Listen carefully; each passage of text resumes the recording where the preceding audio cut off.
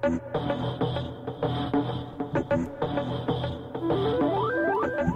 welcome to the Tony Scott Internet Show. We got a good one for you today. I hope they're all good. Hope you're enjoying them. You seem to be. You're listening more than ever before, and that is really appreciated. So how goes it? I'm excited because next week for my girls is finals week, and then Maria will be out of school and Olivia will be out of school, so Olivia will be home, and that's always good. Oh, that is always good when your kids are around. Because, they're not going to be around forever because they're going to get on with their lives and have, my oldest daughter, AJ, down in Texas, has her family and, she ain't forgotten about me. She hasn't abandoned me or anything. She has her life. And I get that, So, just one of those things. It's so funny, though. There's certain things we say all the time. Like we say, man, those kids grew up quick. And it's true. But, man, it's actually faster than quick, if that makes sense. Life goes by so fast. What are you doing? What's your impact on life going to be? That's the thing, right? There's a lot to go on. We'll start with Columbus Short. Columbus Short played Harrison on Scandal and was dismissed before the start of this current season for issues. Columbus Short went on Access Hollywood, and he says, man, cocaine and alcohol, man. Marriage fell apart, the pressures of so much to do, so little time, a lot on my plate. I was using unhealthy ways to kind of self-medicate, deal with a lot of heavy stuff going on in my life. I always wonder about that. Like when people say there's just too much in the day, then say no. I know it's easier said than done, but I'd rather sleep than use drugs. But drugs have never been my thing. Weed, any drugs. Alcohol's not a drug, is it? I don't drink anyway, but it's just not my thing. I don't condemn people who do. That's your thing. I respect that. Respect the fact. Actually, almost got into a fight. Before I got into radio when I was a teenager, I worked at a department store in the automotive department. And we had inventory one night, late at night. We had to count all the nuts and bolts and mufflers and tailpipes. And after we got done, everybody headed to this bar across the street. And I went because I'm a team player and all that. But I don't drink. I never have drank, really. And the manager, my boss, he wanted me to drink. And I was like, well, I don't drink. And it offended him. He was actually mad that I would not have a drink with him. I said, well, I'll drink some orange juice. He goes, no. No, you drink what I'm drinking. I said, no, I'm not drinking that. And he wanted to fight. He actually wanted to fight me. And this was back before, HR got involved and you could sue for harassment and, on the hostile work environment. It was all before all that stuff, right? And so some of my coworkers were holding it back. And me, being the fearless teenager that most of us are, I was like, let him go. Let him go. He wants some of this. Come get some of this, man. I was confident as hell I could take him. He was twice my size. He probably could have mopped the floor with me, but I was like, let him go. But the older people that I work with, they were like, nah, we ain't going to let him go. We got to calm him down and all that. And then, he kind of gave me this the next day at work, he kind of gave me this look like he was embarrassed, but he didn't say anything. He didn't reach out to shake my hand. It was never brought up, which I was like, whatever, But yeah, so, I'm not drinking guy, But Columbus Short says that it was cocaine and alcohol. He praises Shonda Rhimes and his Scandal co-stars because they helped him. They helped him as much as they could. They protected him and held everything down for him. They wanted me to get my stuff together. And he dropped the ball. He moved to Atlanta. He's been there about 5.5 months. Says it's been life-changing for him. And Columbus Short says that even though Harrison got killed off, he hopes to hopefully make a return to Scandal or any of Shonda's shows, for that matter. But I wish him good luck. I know recently his ex, or his soon-to-be ex, came to his house and he had a female friend. Something happened and his ex started beating on the female friend. And rather than stop the fight, he decides to videotape it. And now his estranged wife is facing charges for assault. And he's got the evidence. Thanks. Thanks a lot. Another big story is the Bill Cosby thing.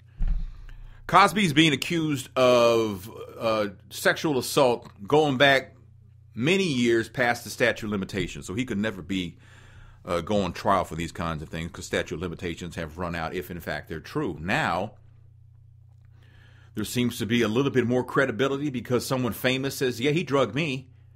He didn't sexually assault her, but she says he did drug me. He had me over I was going to be on his show. I was trying to be taken serious as an actor, and I was going to be on the Cosby Show, and I went to his place to read some lines, and, he says, I was going to play a pregnant woman, and he says, act like you're drunk. And she was thinking, well, why would a pregnant woman be drunk? But she decided to go along, and, he gave her a cappuccino, espresso, whatever, and she was like, nah, it's too late for me because I have trouble sleeping if I drink it this late in the afternoon. He was like, but this is from this new machine I got. It's awesome. It's off the hook. You should try it. Who turns down Bill Cosby? She drank it. Immediately she knew she had been drugged because she had lived her life in the 70s as a supermodel. I'm talking about Beverly Johnson. And Beverly Johnson says that he drugged me. She tells us to Vanity Fair. And she felt woozy. Her speech became slurred. The room began to spin nonstop. She says Bill Cosby motioned for her to come over to him as though we were really about to act out a scene. He put his hands around my waist. I managed to put my hand on his shoulder in order to steady myself. I felt my body go completely limp. My brain switched to automatic survival mode, though. That meant making sure that Bill Cosby understood that I knew exactly what was happening at that very moment. And she says, you're a mother, aren't you? And she yelled at him that question. She called him several times. She called him an MF. And by the fifth time, she says I could tell that he was really pissing him off was what I was doing. He dropped his hands from my waist, just stood there looking at me like I lost my mind. Now, what happened next, she says, is kind of cloudy because the drug was in fuller play by that time. I recall his seething anger. That's not being pissed off. It's anger, and it's seething. So when you see seething anger, that's higher than any level of pistivity, is my understanding. I recall his seething anger and my tirade, and then him grabbing me by my left arm hard and yanking all 110 pounds of me, down a bunch of stairs as my high heels clicked and clacked on every step. I thought my neck was going to break with the force he was using to pull me down those stairs. It was still late in the afternoon. The sun hadn't gone completely down. When we got to the front door, he pulled me outside of the brownstone, and then he said, and then with his hand still tightly clenched around my arm, he stood in the middle of the street waving down a taxi. When one stopped, he opened the door, shoved me into it, slammed the door without ever saying a word.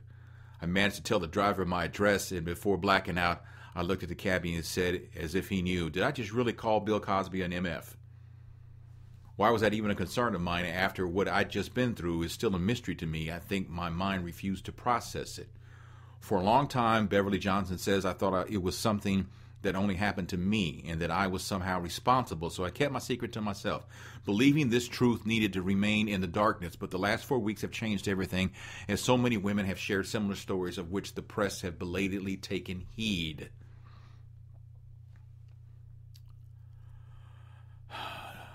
Does that change your mind about Bill Cosby? I'm confused, man. I gotta be real honest. Like I said, I go back to I Spy with Bill Cosby, right? Bill Cosby used to sit in for Johnny Carson. Bill Cosby had Fat Albert and the Cosby Kids on Saturday mornings. He had a lot of different TV shows, like sitcoms and such, before he hit pay dirt with the Cosby Show. Cosby, the last one, well, not the last one, but the one that made him a millionaire many times over, was by far his most successful show ever.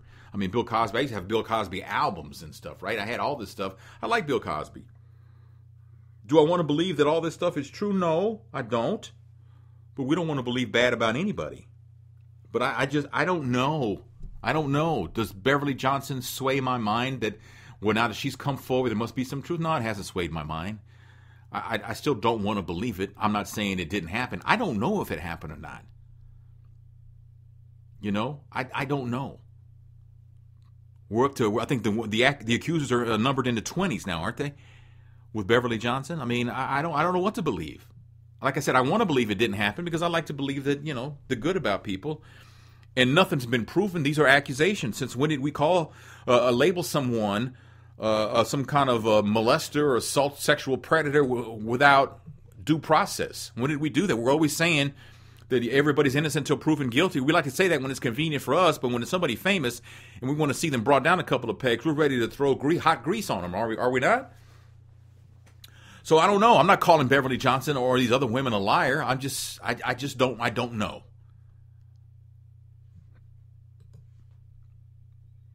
Have you been following the Sony Pictures hack story where some hackers, they got to Sony's website, some movies that they had that were slated to come out?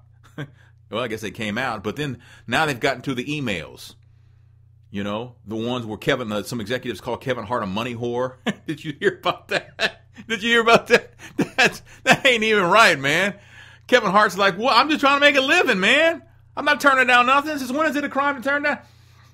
I'm sure there's a little bit more to that. But then Sony Pictures Entertainment Chief Amy Pascal and producer Scott Rudin had jokes about President Obama in a series of emails.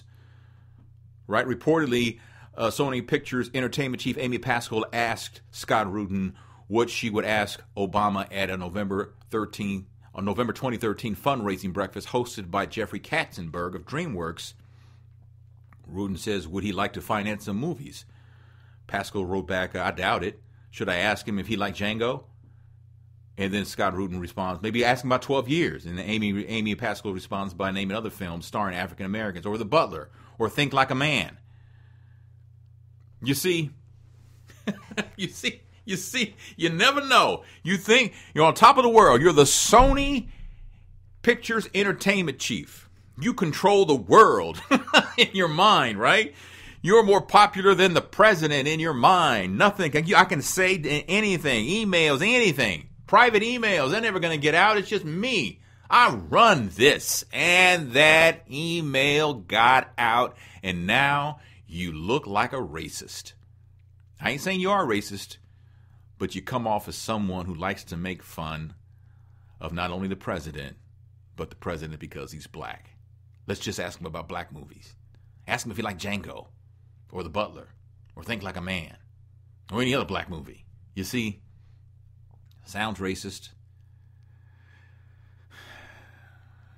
Executives are not immune from hackers. Hackers are the truth, man. Hackers are going to level the playing field in the world, are they not? Yeah, it's crazy. Man. Is she going to lose her job over this? You know what? I don't know. She insulted the president to some degree in an email that came out. Does she need to apologize?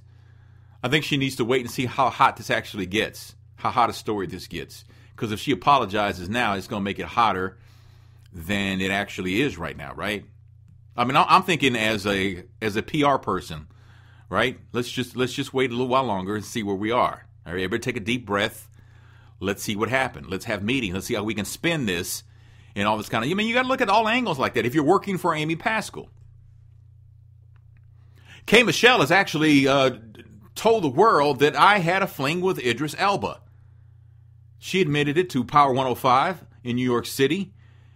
They met at the Soul Train Awards. You know, she chronicles the entire situation. She says on her new album, anybody want to buy a heart? She says, I ain't gonna lie. I ain't gonna lie. Then she was asked if the album was about Idris Elba. She says, I ain't gonna lie. She sent him all the tracks. And he told her, this is according to K. Michelle, he told her that he hated the place that they were at with their current situation. In other words, he didn't really like the fact that maybe they're not cool right now.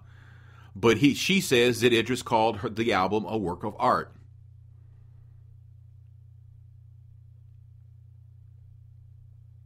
Now, a couple of notes about, I haven't really followed, I don't know K. Michelle that well. She's a great singer, don't get me wrong, but she got her start, I mean, she'd been singing before the reality TV thing. She had been a singer, but she hadn't had the success that she had hoped for, I'm sure. She gets on reality TV and she works it. Now she's got her own TV show. She's in demand. She's selling out venues. She sold out the Apollo for a concert. She's doing the doggone thing, right? And she's a very, very attractive, hot woman. She's hot, you know. And depending on what you're into, she said the right thing. She said she had a threesome with 2 other women. She's done this and that. She's done everything. She ain't ashamed of it. It's her life. I do notice one thing, though. Not only is she pretty and she is beautiful and everything, she likes being naked, doesn't she? Have you noticed that? Like all her promo pictures, if she has on anything, it ain't much. Which, you know what? She likes it. I love it. I'm not gonna lie. She bodied up. She don't have the young hot body of whoever the young hot body person is, but she has a nice, very nice body, and she's a good looking woman. And I'll stop and leave it right there. But she used to kick it with Idris Elba. And she likes being naked. I don't know, man. It's just, I don't know. It's the world we live in, right? You get someone like Nene Leakes. Everybody has tried to be Nene Leakes on a reality show that involves an all-black cast since Real Housewives of Atlanta started, right? Everybody has tried to be. Nene Leakes was the blueprint on how to milk a spot on a reality show when you're basically, at that point, you're nobody, right? You're just somebody who got a gig on TV and worked it. And she has taken it to a level that no one else has matched, right? No one else has taken it that level as far as someone who really doesn't really, I mean, what is her talent other than that great smile? Nene has a great smile. But what is her talent was that she was on a reality TV show and she showed her ass, right? She showed out. She was the outspoken one. I don't take nothing from nobody one, right? She was the one. And because of that, all these opportunities have come her way. And, you know, good for her, right? Everybody else, from the preacher's wives to the preacher's kids, all these reality shows, Real Housewives of whatever city, they all try to be Nene. Kenya Moore tried to be Nene Leakes. There's only one Nene Leakes. Y'all need to. And I don't even watch the show. This is just like clips I've watched on Entertainment Tonight, what people have told me on the radio, things like that. What I've read a couple things about her, stuff like that. That, you know, because I don't know who the rest of them are. I have no idea. I know there's a couple of them that were married to football players, and a couple of them who had never been married. Kenya Moore ever been married? Maybe once. Was she married when she started the show? No, but she's a Real Housewives of Atlanta, so she's not really a housewife, but she's on the show. Okay, well, you know what? I wasn't in the meeting. Just like the reality shows like Celebrity Apprentice, those types of reality shows, you know, Survivor, The Amazing Race. Everybody's tried to copy Richard Hatch. Richard Hatch was the first reality star on a competition type reality show that we love to hate. He was the one on Survivor who was walking around naked. He won the first one. Everybody has tried to play with his strategy ever since. But there's only been one. There's only been one Richard Hatch. There's only been one Nene Leakes. K. Michelle has taken it and reignited her singing career. I don't think she really cared to be a reality TV star. I think she wanted a singing career. And God bless her, she's taken it to a whole nother level, right? Good for her. You know, now everybody hangs on every word K. Michelle says, and that's you know, that's cool. That's life, right? I have a hard time adapting to the way things are now. I mean, because I'm old school. You know, I still like watching old school. I got right now in the background, I've got the Rifleman on. I ain't watching it because I'm talking to you, but I'm just saying. Let's get off the celebrity page and look at something in Wilkes-Barre, Pennsylvania. Police there say a toddler was taken to a hospital because she smelled like booze. She smelled like booze. She's 2 years old. Her aunt and uncle noticed a smell of alcohol on her after picking her up from her parents' home. They took her to the hospital, and County and Children and Youth Services were called. Tests show the toddler had a measurable blood alcohol content. They won't say anything else other than they're investigating.